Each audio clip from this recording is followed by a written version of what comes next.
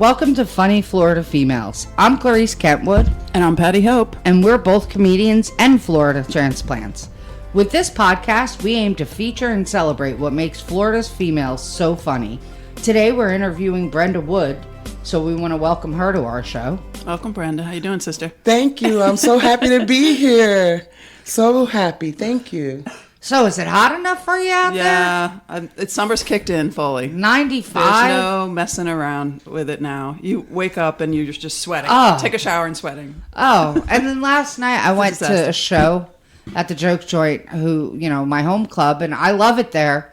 But, they have that TV above the stage, and Alex had a fireplace showing in the TV. Oh, that was smart. Above the stage. That's good. And I'm like, it's 95 out, Alex. Yeah. The fire is actually making it 100. It's not funny. Yeah, the brain goes. That's why I'm so hot. But the last thing we need to see is a fireplace when it's a fireplace outside. To me, it's like the opposite of up north, where everybody, hibernates in the winter. We hibernate in the summer. Right? That's the way it goes. That's the way it goes. So, Brenda, we're thrilled to have Brenda Wood with us. Brenda's a remarkable woman who's truly embraced the roller coaster ride of life. At 67, she's mastered the art of finding humor in every twist and turn. Married to her beloved Alan for over 40 years, their initial plan of having no children beautifully evolved into a family of 4 children and 3 grandchildren. Brenda's passions are as varied as her life experiences. She enjoys public speaking, singing, photography, and most importantly, bringing joy and encouragement to those around her. Her wisdom and ability to find laughter in life's up and downs are sure to inspire us all. Let's welcome Brenda Wood. Thank you. What a wonderful introduction. I love that. Yes, my husband and I dated for 4 years, and we swore up and down, no children. None. Then I worked at a daycare for a little while, and I thought, I'm good at this. So there were a couple of single mothers who appreciated having the weekend off, and I would borrow a couple of the little kids on the weekend just to give it a test drive. Oh, great idea. Of course, they were potty trained and can talk and tell me what they needed. But we were sold, and we had 2, and said we're done. And then all of a sudden, with the act of God, Things what happened. Yeah, we all know how that works. 2 boys. Yeah, but they're really. It's a long story, but they were meant to be here, and I'm really joyful that they're here. That's awesome. Yeah, it's crazy. It's a crazy life. The roller coaster word. That was that was a good one. I've held on for dear life many times with my legs out in the air. Yeah, screaming, right? Screaming for sure. So let's start at the beginning. Okay, Brenda, tell us how you got started in comedy. Give us your the 411. It's not that complicated. I told myself I was going to be a singer when I was a little girl, and sure enough, that's what I became. And as time went on, I decided that I really liked communicating with people, and I did that through music, but I was limited by the lyrics of the songs. I decided by a challenge in front of 150 people. They said, "What new thing are you going to do?" And I thought I'd be a real smart bunny and raised my hand and said, "Yes, Brenda." And I stood up and I said, "I'm going to do stand-up comedy." Oh, really? Oh, my. And they applauded, and I sat down and I thought, what did I just say? It was very, very scary, and it still is. It doesn't go away. No. But I'm so happy to have the ability to get up there. That's awesome. And make people change from sad sacks to happy people, at least for that brief period. Right. And how long have you been at it? Well, I have been at it all my life pretty much. My mom said I was going to die with this mouth. It's a smart mouth. I started 6 years ago, and then because of maintenance that this body needed, I had to sit back. I got all my new parts now, and they're working well together. Nice. And I'm ready to roll, get on the road again, and Brenda Wood, do my thing. Part 2. There you go. All right. Yes. So, wonderful. who are some of your influences, or Carol Burnett. Oh, wow. Carol Burnett. I love Carol Burnett. I love her. I would love to do one of those ask questions to the audience sometime. Isn't that cute? I know. I like that too. Try that. Yeah. She Julie Louis-Dreyfus has a podcast. I don't want to advertise other people's podcasts on my podcast. I know, that's fine. It's called Wiser Than Me. And Okay. she interviewed Carol Burnett. It's wonderful. I my love the gosh. interview. Yeah, I'm it's just definitely delightful. gonna And it's all women, like women we know over Yeah. the years that have influenced, various acting and comedy. And That's awesome. so, yeah. And she has, it's, I guess, her second season of this. So I highly recommend Wiser Than Me with Julie Louis-Dreyfus. cool. Listen, I will. No, I'm all for promoting other, female. And then, of powerful course, females. Lucille Ball. You can't get Lucille away from Ball. Vija Lucy. Benjamin Who doesn't love Lucy? Hysterical. with her Ricky and her. I just love that. Okay, and so do you have a process when it comes to writing your material? Do you have a focus, or is it just observational, or what's your thing? That's a very good question, and I would say it's observational. For example, I had to get a shot the other day, and I was in miserable pain, and they gave me this shot, and the young girl goes, "It's okay, you're not bleeding." And just off the cuff, I go, "I haven't done that in years, honey." It just comes out. When I'm stressed, I look for the funny. Find the funny, I tell myself. Find the freaking funny. And I find it. That's awesome. always there. So, you mentioned that, when you started with your husband, you were like, no kids. Right. Right? So, like, how has that influenced your comedy perspective? Like, do you do comedy on, I didn't want any kids, and then I had kids? Like, has that influenced you? Children's stories and the things that they do, I don't generally speak too much on that. Uh-huh. My thinking is these people are grown-ups that came to get out and away from their little people. So they don't want to hear about my little people. They're going to sit there and want to tell me about their little people. Right, yeah. And you don't really And I want to don't hear care about their little people either. I really don't. I care about them right there and what's going to make them interesting. giggle. And how did you get away from them? I might say something like that. Yeah. Just to show them that they're free of the little people right now. And they don't have to think about them. And they say funny things that make you crack up all throughout the years. Like my little girl came in one night when she was 5 and said, Mommy, I saw the meat eaters with Daddy. The meat eaters. I said, what? And he goes, honey, the meteors. They were meteors out. Oh, meteors outside. The meteors. It better not be anybody else eating Daddy's meat. I know, man. Come on. Who was? And what did she see exactly? That was my concern. And my grandson, he's turning 5 soon. He lives in Tennessee and terrified of tornadoes. And when the warning goes off, he goes, "Oh no, another potato!" Flying potatoes. So they are. Oh, you can glean a lot of material from just watching them and imitating them. For goodness' sake, imitating them is the best. Yeah. I really like imitating. That's freaking awesome. Yeah, it really is. I don't have any kids. Okay. I just Yeah, I don't have any we kids just either. didn't. We are different roads, And, different roads. And yeah, it's but I still love hearing about people's kids. Yeah. I'm not a kid hater. No, I'm just no. not for me. One of my daughters, she's adamant. I'm not having any. The other one had 3. So everybody's entitled to their choice on how to live their life. That's awesome. All right, we're going to just pause right here for a minute and take a little break for one of our sponsor ads. Hey, I'm Eddie with SoFly Web Designs. If you need a stunning website or smart software solutions, I've got you covered. Check out eddieboscana.com or SoFlyWebDesigns.com and let's connect. Details in the show notes. What are some of your goals for the future as a comedian? I aspire to have a screen behind me where I can show some of my photos. I want to try that too. Yeah. I love that idea. Chelsea Handler did a show like that, a Netflix special. It was great. It was hysterical. There's another comedian that's like, she brings her own TV essentially, not locally, but like I've seen her on TV, where that's like all she does. She shows memes and makes jokes about memes. And I keep trying to write it. I haven't written it yet, but I have a projector. I could do it. I have a screen and everything. But yeah, That sounds like a lot. I think that's my next chapter. Yeah, screen. I think you probably have to be like a headliner though to do something like that, right? Like I'm right now. You could do it yourself. It would be kind of funny, but like the last open mic I was at, the one guy was rapping comedy, nice. and it was funny, and he had music and everything. There was some technology involved. So yeah, if you had all your own stuff and you could, just do it. Like I used to have a phone that could project, but it wasn't very dark. Or bright enough. It wasn't bright enough. So that's the thing. If you had the technology, but otherwise, if you went to a place like Joke Joint or someplace that had it for you, and you set it all up in advance, and then you had headline. Alex has the TV. Yeah, Alex has it. Yeah, I seriously want to try it sometime.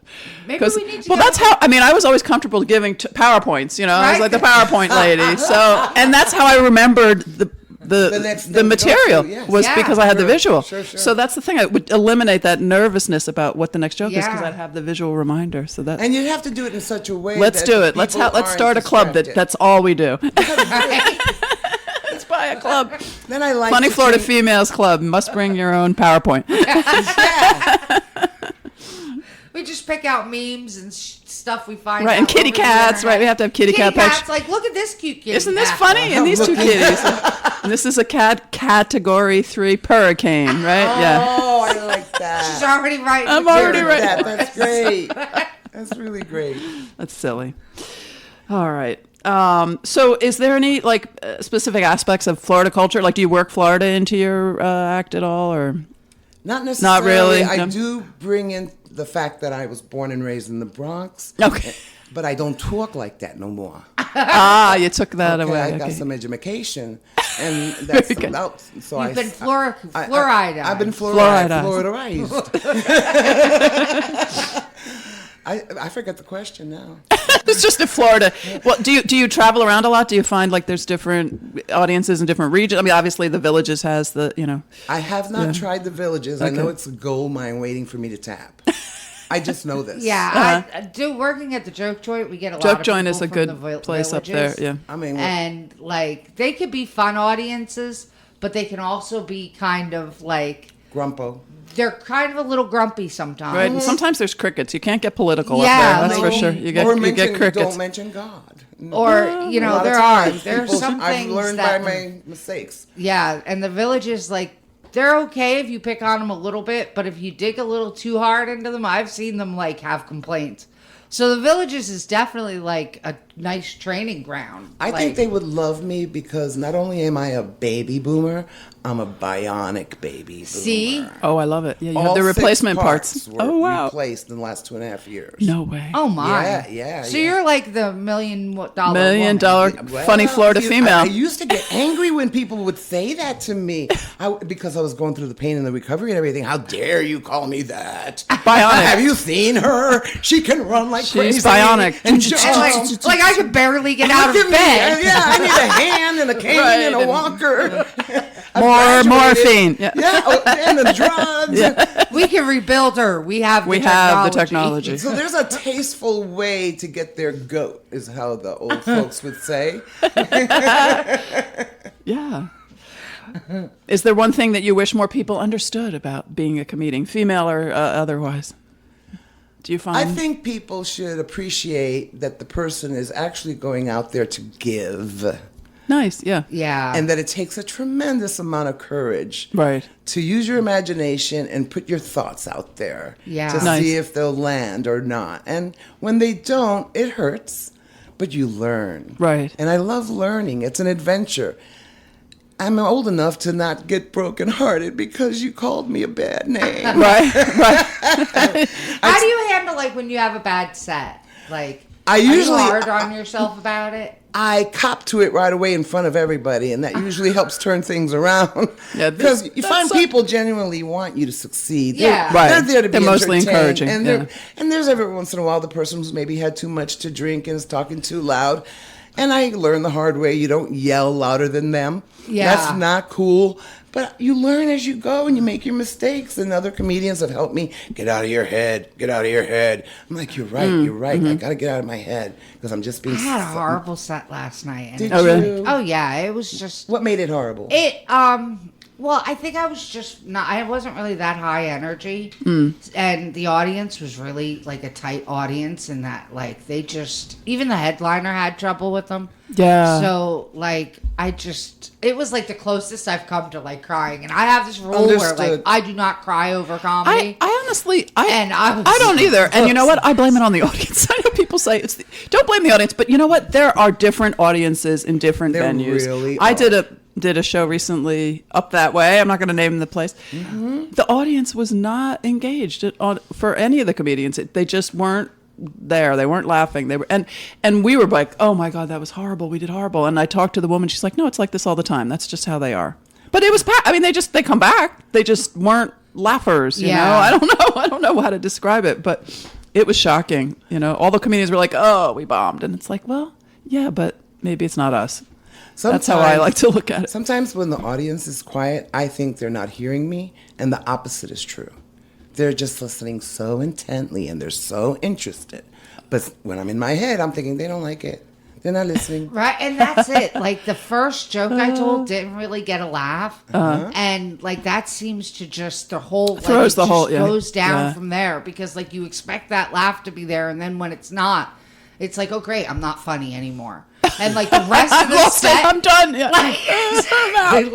Screw the 50 other times I've done it well. Go back to the tape. That's what I've done, where I thought I had a really bad set, but then I try to record all my, I religiously record. And when I look back, I'm like, oh, there were people laughing. I was just so nervous I didn't even hear it, or it was like a pocket of people over here, over there. You know, go back to the tape. That's my advice. I always record. So, I don't like to look at them. I'll listen to them. I don't really like to look at my recording. So, like, do you have a particularly, like, hard gig that you did, or a memorable set that you did? Disaster? Any disaster? It was a disaster. This lady invited me to go to her church for a couples seminar, because it was a heavy seminar. It's marriage and all that. And she said, well, I think you come and you do your comedy, that people will love it. Just make the theme marriage. I thought, cool. 40 years? I got this.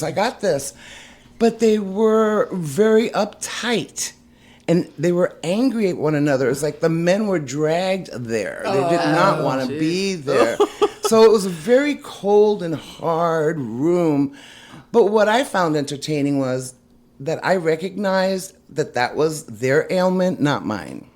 Right. And I just continued to be Brenda. Yeah. Like it or not, this is what I came to do, and I'm doing it all the way. I pulled out a mirror. I said, when you look in that mirror, look at your mirror self and think that's what your husband wants. And they did not like that. Oh, that's so funny. You know, it's like, I don't think bringing a comedian to a couples retreat is the right venue. Well, I learned. It has a lot to do with venue, right? You have to know your room. You have to know your room. Once that was predominantly Latin-speaking people. Now, yo soy de Puerto Rico. No, my parents are from Puerto Rico. So I'm considered a New Yorican. So I could speak their lingo. But it was still touchy because I'm a woman. Oh, jeez. So there still is some machismo. That culture. And you have to find little tricks to surprise them. Just like get your way in there. Well, I threw one of those Hawaiian leis that are made out of paper that you get at the dollar store, and I stuffed my bra with it. And then you pulled it. And then I said, one of you looks like you need a lei. Oh, that's a good trick. Oh. And I just threw it out to the birthday boy. And then I was enamored by the group. Isn't that funny? When you do something absurd, it seems that's to right. break the out ice. of left field. Isn't that great? Awesome. That's so great. Yeah. I love that, Brenda. And I'm absurd. That's so awesome. All right. Well, is there anything else you want to tell us about? How can people find out about you, connect with you? What's your... Oh, my goodness. My email address is ridiculous because I named it a Greek word that means dynamite. What word is that? So many of us speak Greek. Oh, I know. And so it's going to be Greek to you, right? But it's dunamis in me. D as in David, U, N as in Nancy, A, M, I, SINME@gmail.com. And if you got that, you're a genius. You got that. You got well, to message and also, Brenda. All the links on how to get in touch with Brenda will also be in the description. Will be in the show notes, right? And you're on all the Facebook and all that. I'm on Facebook, right. yes. So they'll be. Don't worry, we'll put your links up there. Thank you, because I'm not. Even if people might be driving and can't be writing down. Yeah, we don't want. Yeah, we don't want anybody to have any accidents. No. Even trying to get here using the GPS, I'm a little challenged because I've got a new phone. I know. I have the hardest time too with the GPS. And then I'm panicking. GPS. Like, I can't judge 900 feet for the life of me. You know? Like, is 900 feet this light, or is it the next block? I know. Like, my husband's like, don't, it's math. It's, I'm like, I failed math. when my children were little, I did all kinds of characters: Barney, Baby Bob, Ninja Turtles, clowns. Oh, nice! And I'd get lost all the time because back in the day there was no GPS. Right. And I'd be panicking because I had a schedule to keep. I had children to take care of, a party to meet. And I'd run into a gas station, pen in hand and paper, and serious as a heart attack, say, "Do you know how to get to such and such street?" And they're looking at me and halfway laughing at me, and I'm like getting angry, and I'm like, "What's your problem? Can you answer my question or not?" And they go, "Okay, clown. I forgot that I was in full makeup." Oh, that's so funny. So it's like, okay. So you're a clown? I do clowns. I do characters. What yes. else do you do? Well, back in the day, I was Ariel, Jasmine, you name it. Really? Big Bird. Oh, wow. wow. Like I said, Barney. So my little girls at the time had fun. Oh, they probably We are love that. definitely bringing her back in season 2. Yeah. Oh, thank you. So we gotta Thank have a you. party. We gotta have a funny Florida females Yeah. gathering It's so much or fun. gala or something. Yeah, Yeah. We'll teach people how to shape balloons and That's hysterical. paint their Oh, little I love faces. that. Oh, We could gosh, always, yeah. comedy could definitely use more balloon animals. And now that I'm a grown up, I can make balloons that aren't Adult? children friendly. Yeah, That are anatomically correct. Anatomically and they correct. can do things actually. So it's a lot. And you That's pick too your funny. color, okay? Oh, she's going to end up on our next segment. We have this little segment Right. that we call Florida Woman. So 1, 2, 3, we're all going to say Florida Woman. When we take a break, we're going to come up with a jingle for there because I that's like that. just Yes. Okay, here we go. And we hope you'll enjoy. You'll join us I in am making all fun of about this. it. Here we I go. am all Florida woman who doused herself in Mountain Dew to erase DNA after killing her roommate in Daytona Beach. Oh my God! Florida Where'd you woman? find this one? That's a true story. That's Yeah. a true story. Happened in August of last year. Wow. So let's see. Yeah. A Volusia County woman suspected of killing her 79-year-old roommate allegedly doused herself in soda in an attempt to erase possible evidence on her body, according to an arrest affidavit. She poured Diet Mountain Dew all over her body when police told her they were going to collect her DNA as part of the investigation, authorities said. Well, I'm not sure. Oh, her DNA was later found on the handle of a bloody knife found lying next to the victim's body at the Daytona Beach home that they shared. Maybe she should have poured the soda on the look at the picture knife. of her. She's got like neck tattoos. And she, Oh, my. And she an could upstanding- overpower a She 79 looks guy. like the kind of person that would stab someone. A 79-year-old roommate. Yeah. She could have just sat on his face and smothered the guy. Was it Come a on. he or she? That her? I don't They don't know. say. Oh my She should have poured God. the soda on the knife. If Yeah, she forgot. She forgot like the key piece of evidence that had her DNA on it. It was. Yeah. Right? Oh my God. Nutty. Like your DNA, they can give you a shower and then collect your And then DNA. collect your DNA, but you like Like right the there on the knife. Yeah. Dip that Hello. knife in soda. Yeah. My husband likes to watch those. That's your shows lesson learned there where from they the pull Florida people- woman. Oh, that's it. Yeah. I'm sorry. Oh, it's all good. It's crazy how many Florida woman stories that we have generally no trouble coming up with. Yeah. That's what I started to say. My husband watches sometimes these cops that pull people over, and a lot of them are Florida women. Oh, yeah. right. A lot of them. I saw an 83-year-old woman that was kicking and screaming and fighting those guys like she was 24. We watch, my that husband crazy? and I watch On Patrol Live, and it's like a live action cop show. Okay. And it's absolutely amazing some of the things you see on that show. Like yesterday, there was a woman on the side of A1A in Daytona giving fellatio to a guy. Just cars driving by. Wow. And she's cop kneeled pulled down over, and he's standing like, up? Yeah, he's Oh, my standing God. leaning against a sign, and she's like doing her That's thing. what we've digressed to. We are no longer a civilized society. We're just animals, just getting it off wherever we and can. like when Yeah. the cop stopped, he's like, are you a hooker? She's like, no, we've been married 20 years. Oh, like This what? is just like what he's into.